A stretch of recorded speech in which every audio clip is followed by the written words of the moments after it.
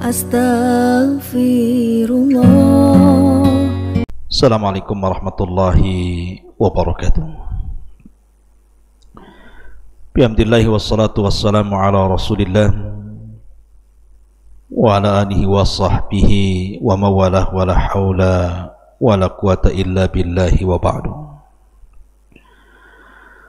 Qala Allahu azza wa jalla ya ayyuhalladzina amanu taqullaha haqqa tuqatih wa la tamutunna illa wa antum muslimun. Ma'asyiral muslimin yang dimuliakan Allah subhanahu wa ta'ala, alhamdulillah di malam hari ini kita kembali bisa duduk untuk bertalabul ilmi.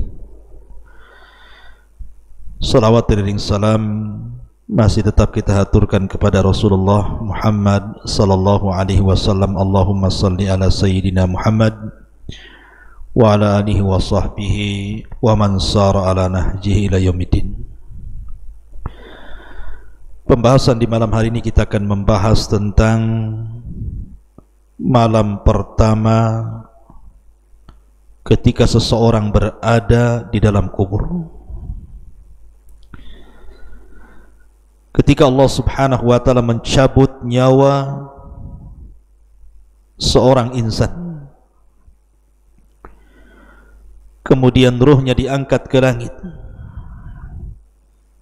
Bagi ruh orang yang beriman, maka pintu-pintu langit akan dibuka kepada mereka, dan Allah subhanahu wa ta'ala akan katakan kepada dia, kembalikan ruhnya ke dalam jasadnya dan angkatlah catatannya ke tempat yang paling tinggi. Tapi kalau seandainya dia seorang kafir, munafik, jangankan lagi pintu langit kedua, ketiga sampai ketujuh, langit pertama pun tidak akan dibuka kepada orang kafir itu. Ketika ruh orang kafir ini terkafan dengan kafan dari neraka dan memiliki bau busuk yang luar biasa, dinaikkan para malaikat ke langit, maka penjaga pintu langit yang pertama tidak mau membukakan pintunya, sehingga Allah subhanahu wa ta'ala firmankan, la tufattahu lahu abwabus sama wa la yadkhulunal jannah hatta yalijal jamalu fi samil khiyat. Di mana pintu-pintu itu tidak akan dibuka kepada mereka, maksudnya pintu-pintu langit, dan mereka tidak akan dimasukkan ke dalam surga sampai ada cerita unta masuk ke liang jarum. Maka ruh itu kemudian dikatakan, lemparkan ruh ini ke dalam jasadnya dan letakkan catatan di tempat yang paling rendah di sijil. Ma'asyiral muslimin yang dimuliakan Allah azza wa jalla, ketika ruh sudah kembali dalam jasad dalam kuburan itu, apa yang terjadi? Peristiwa apa yang berlaku? Ma'asyiral muslimin yang dimuliakan Allah subhanahu wa ta'ala, maka ulama mengatakan bahwa manusia ketika di malam hari atau malam pertama dalam kuburan tidak lepas daripada 4 perkara. Pertama, dhammatul qabri, yang disebut dengan himpitan kuburan. Yang kedua, fitnatul qabri, fitnah kubur yang disebut dengan su'alu malakaini, pertanyaan 2 malaikat, Munkar dan Nakir. Kemudian yang ketiga, azabul qabri, azab kubur. Dan yang terakhir, ni'matul qabri, nikmat kubur.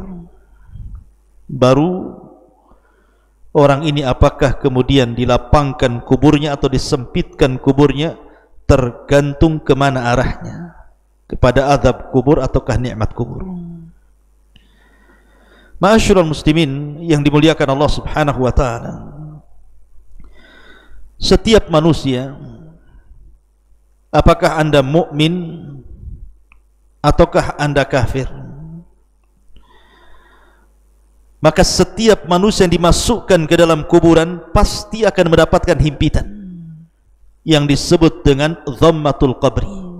himpatan kuburan. Saya, Anda, siapapun, bahkan orang mulia sekalipun, mereka tetap akan mendapatkan himpitan kuburan, kecuali para nabi, terutama nabi kita yang mulia alaihi salatu wassalam, karena dia maksum. Perhatikan sebuah hadis ketika Nabi SAW menghadiri kematian Sa'ad ibn Mu'adz, yang saat kematiannya, kata Nabi SAW, turun para malaikat sebanyak 70.000 malaikat yang tidak pernah turun sebelumnya untuk menyaksikan kematian Sa'ad ibn Mu'adz ini. Bahkan arsy Allah Subhanahu wa taala tergoncang karena kematiannya. Ya, wajar karena Sa'ad pemimpin Aus, pelopor dakwah bagi kabilahnya. Bahkan juga dia termasuk para pemimpin dari Bani Quraidah, dan dia pula yang menyebabkan banyak orang-orang Ansar masuk Islam. Makanya wajar kematiannya menggetarkan arsy Allah Subhanahu wa taala. Akan tapi apa yang terjadi?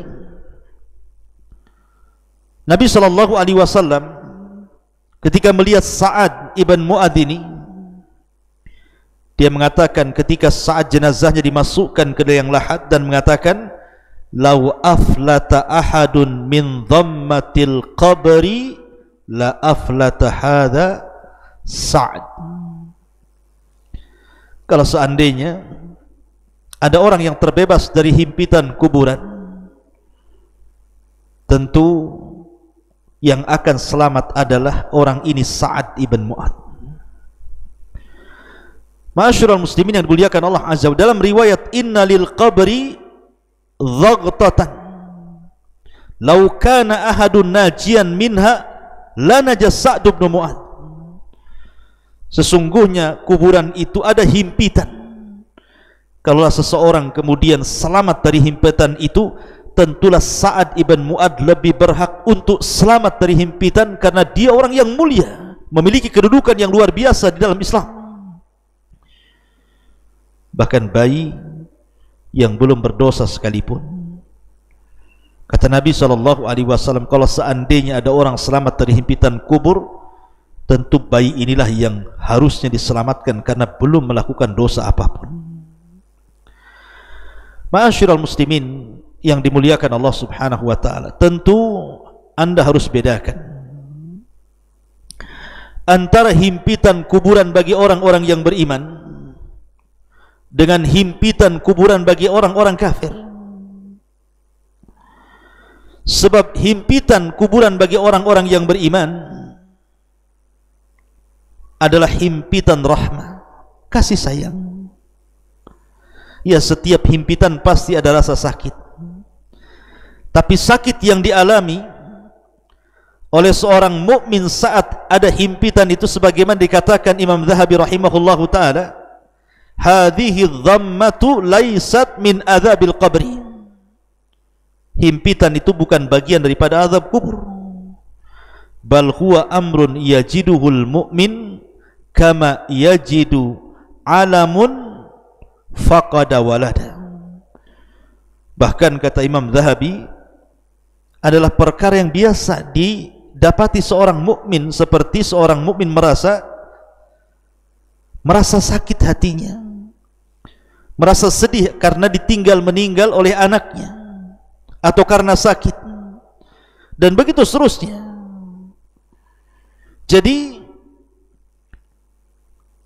tanah kuburan yang menghimpit dia itu tidak memadaratkan seorang mukmin. Bahkan dikatakan oleh Imam As-Sa'di rahimahullahu taala, la yanju min dhammatil qabri salihun wala talihun ghaira anna al-farqa bainal muslimi wal kafiri fiha dawamu dhagti lil kafir wa husul hadhihi al-halati lil mu'min fi awwali nuzulihi ila al-qabri thumma yafsahu lahu. Kata beliau, tidak akan selamat siapapun dari himpitan kuburan ini, baik anda seorang yang saleh ataupun orang yang tidak saleh, baik anda mukmin atau kafir. Tapi bedanya orang kafir, himpitan itu akan terus menerus sehingga meretakkan semua sendi-sendi dengan pertulangannya. Tapi orang mukmin hanya sekali saja, kemudian kuburannya diluaskan. Dan ulama yang lain mengatakan bahwa himpitan kuburan bagi seorang mukmin ini seperti pelukan seorang ibu kepada putranya. Karena kita semua tercipta dari tanah dan akan kembali ke tanah, sehingga tanah akan memeluk kita seperti pelukan ibu kepada anaknya. Berbeda dengan himpitan orang kafir, maka akan meretakkan tulang-tulangnya. Ma'asyiral muslimin yang dimuliakan Allah Subhanahu wa taala, inilah kejadian pertama ketika anda masuk kuburan. Ketika ruh disatukan oleh Allah Azza wa Jalla, ruh dan jasad, maka kuburan akan menyempit, dan orang-orang fasik, ahli maksiat, para pelaku dosa besar, maka mereka akan diretakkan tulang-tulangnya. Mereka akan menjerit kesakitan. Mereka akan melolong-lolong meminta pertolongan, tapi siapa yang bisa mendengar ucapannya? Manusia tidak ada yang bisa mendengar ucapan orang-orang yang dikubur kecuali binatang. Karena kalau seandainya manusia bisa mendengarkan lolongan orang-orang yang dikubur, tentu mereka akan merasa takut. Ma'asyiral muslimin yang dimuliakan Allah, tapi seorang mukmin tidak demikian. Dia hanya mengalami sakit sedikit, kemudian setelah itu kuburannya akan diluaskan kembali. Itulah himpitan kuburan. Dan itu yang pertama kali terjadi ketika anda masuk ke dalam liang lahat, ke dalam kuburan itu. Baru setelah itu datanglah dua malaikat, malaikat Munkar dan Nakir, bertanya, man rabbuk, siapa Rabbmu, wa ma nabiyuk, siapa nabimu, wa madinuk, apa agamamu. Kalau dia seorang mukmin, maka Allah Subhanahu wa taala firmankan, yutsabbitullahu alladhina amanu bil qauli tsabit fil hayatid dunya wa fil akhirah. Allah akan tetapkan jawaban seorang mukmin itu dengan jawaban yang mantap, baik di dunia ataupun di akhirat. Ketika ditanya siapa Rabbmu, dia akan mengatakan Allah. Ketika ditanya siapa nabimu, dia akan mengatakan Muhammad sallallahu alaihi wasallam. Dan ketika ditanya siapa atau apa agamamu, maka dengan tegas dia mengatakan Islam. Itulah simbol kita selama masa hidup. Raditu billahi rabba wa bil islami dina wa bi Muhammadin nabiyya wa rasulah. Tapi kalau dia orang kafir atau munafik atau fasik, maka dia mengatakan haha la adri, aku tidak tahu. Qultu kama qalan nas, aku hanya mengucapkan persis yang diucapkan manusia. Akhirnya kemudian dia pun dipukul dengan gada yang sangat besar, yang kalau seandainya pukulan itu diletakkan di gunung Uhud, cukup menghancurkan Uhud itu. Saking kerasnya, bagaimana kalau dipukulkan di atas kepala kita. Ma'asyiral muslimin yang dimuliakan Allah Subhanahu wa taala, kalau memang dia seorang mukmin dan bisa menjawab, maka akan datang teriakan dari langit, an sadaqa abdi, hambaku telah benar. Kemudian bentangkan kepadanya kuburannya, bukakan pintu-pintu sorga kepadanya, masukkan hawa sorga ke dalamnya, bawakan makanan, minuman dan pakaian dari sorga untuknya. Dan dia merasakan apa yang disebut dengan ni'matul kubur. Disitulah datang orang yang sangat tampan, baik, ngajak bicara, lupa waktu.